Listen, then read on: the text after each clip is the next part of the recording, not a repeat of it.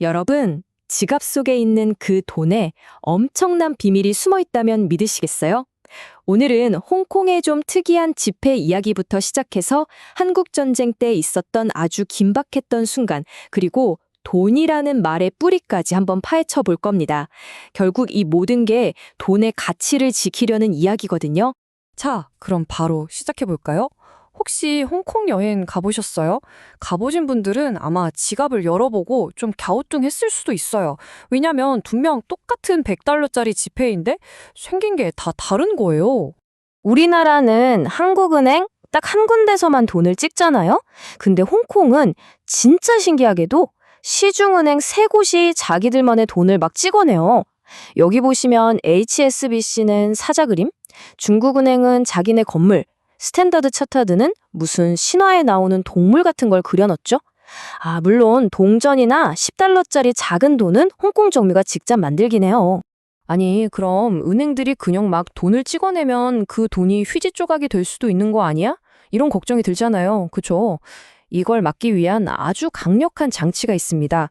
바로 페그제라는 거예요. 이 페그제라는 게 뭐냐면요. 진짜 간단해요. 은행이 100홍콩 달러를 찍고 싶다? 그러면 그만한 가치의 미국 달러를 홍콩 금융관리국에다가 보증금처럼 딱 맡겨야 돼요. 그러니까 시중에 돌아다니는 모든 홍콩 달러는 사실상 100% 미국 달러가 뒤에서 든든하게 받쳐주고 있는 셈이죠. 대단하죠? 자, 이렇게 홍콩은 되게 정교한 시스템으로 돈의 가치를 지키고 있는데 우리나라는 완전히 다른 길을 걸어왔습니다. 이건 뭐랄까 국가의 운명이 걸린 위기 상황에서 정말 필사적으로 돈의 가치를 지켜낸 이야기예요. 이제 한국 이야기로 한번 가볼게요. 1945년에 해방이 됐잖아요. 근데 그렇다고 바로 대한민국 돈이 짠 하고 나온 게 아니었어요. 몇 년 동안은 사실상 일제강점기 때 쓰던 그 조선은행권을 그대로 쓰고 있었던 거죠. 좀 아이러니하죠. 그런데 1950년에 전쟁이 터지면서 이게 엄청난 문제가 됩니다. 서울을 점령한 북한군이 뭘 했냐면 조선은행에 있던 화폐 찍는 원판 있잖아요. 그걸 통째로 훔쳐간 거예요. 그리고는 가짜 돈을 마구 찍어서 시장에 풀어버리니까 남한 경제가 그야말로 대혼란에 빠진 거죠. 상황이 이렇게 되니까 당시 임시수도였던 부산에 있던 우리 정부가 정말 중대한 결단을 내립니다. 이대로는 안 된다. 기존 화폐는 전부 무효다. 이렇게 선언해버린 거죠.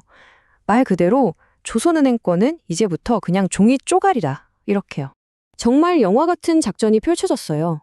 우리 정부가 급하게 일본에 연락해서 우리나라 최초의 한국은행권을 찍어달라고 한 거예요.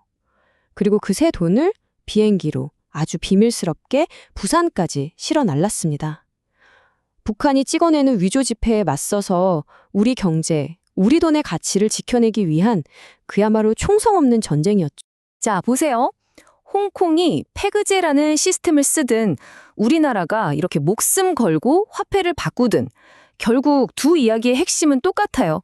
바로 돈의 가치를 지킨다는 거. 그쵸? 우리가 흔히 가치나 가격을 말할 때 쓰는 단어가 있잖아요. 바로 값이죠. 근데 정말 재밌는 게 뭐냐면요.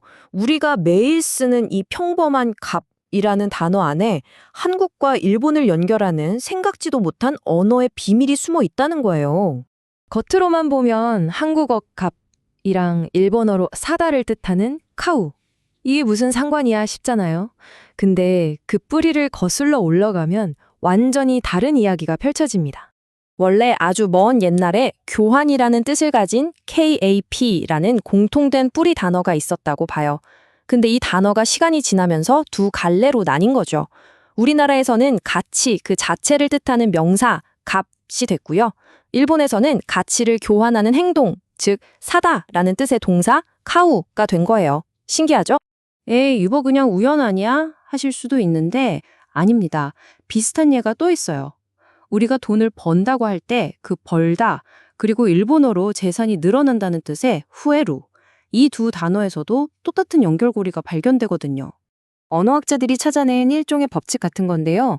우리말의 브 발음이 일본어로 가면서 흐 발음으로 부드럽게 바뀌는 경우가 많대요.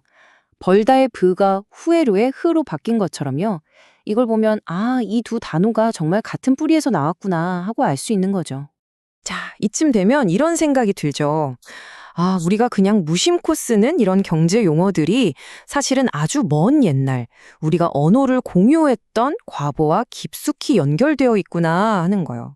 결국 처음 이야기로 돌아가서 홍콩의 은행이 3개던 우리나라의 하나던 그건 중요하지 않아요. 본질은 같으니까요. 우리가 무언가를 카우, 즉 살 때 지불하는 그 값의 가치를 굳건히 지켜주는 것. 그게 바로 이 모든 시스템의 목표인 셈입니다. 그렇다면 마지막으로 이런 질문을 던져볼 수 있겠죠.